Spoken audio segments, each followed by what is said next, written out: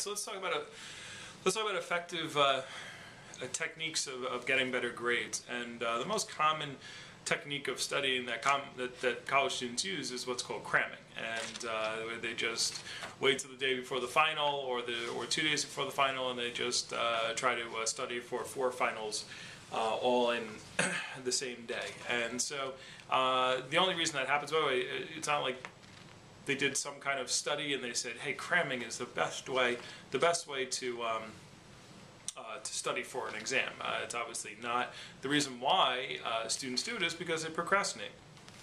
They don't manage their time properly. They don't study over the semester, and then they're freaking out because they have all their finals, and sometimes they'll have 2 or 3 finals that end up on the same day.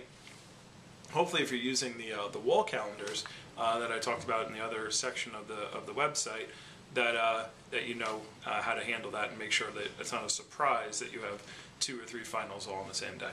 So one of the most effective ways to try and learn something is to teach it to somebody else.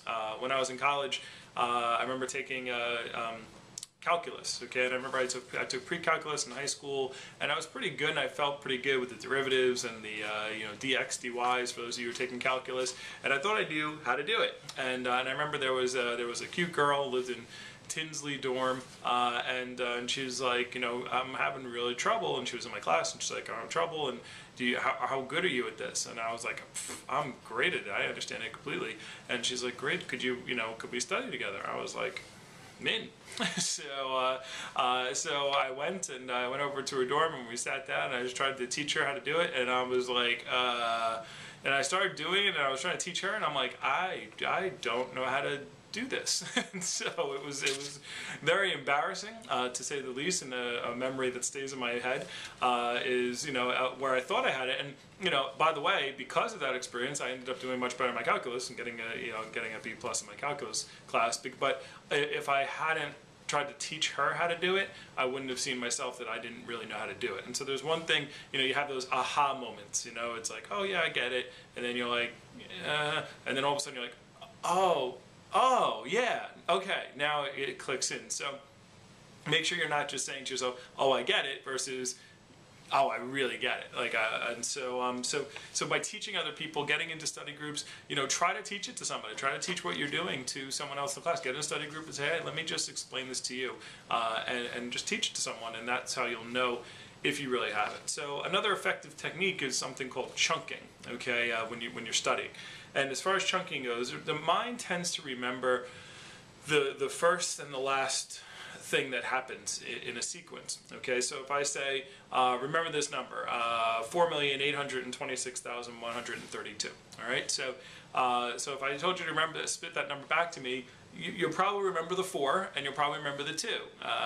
The 826,130 part is the part that you tend to forget, and so the mind just technically remembers the beginning and the end. That's why really good movies. The key is to have a good beginning to grab people's attention, and a good end so they remember, hey, that was a good movie. Even if the middle of the movie is not as good, if they have a good beginning and a good end, that's what people remember it as a good movie. So when you're studying, or if you're cramming, if you're like, okay, I've got the final tomorrow, I'm going to read 9 chapters today, and you're just cramming it all, or you're going to say, I'm going to sit down for 7 hours and just study and read, you're going to forget a lot of the stuff in the middle. This is why students who follow the actual syllabus and do the assignments and read a chapter, when it's supposed to be read, and they read a little bit here, a little bit there throughout the semester, can actually recall better, a chapter that somebody who just studied that chapter the night before, because of the fact that they broke it up. It was broken up more. And so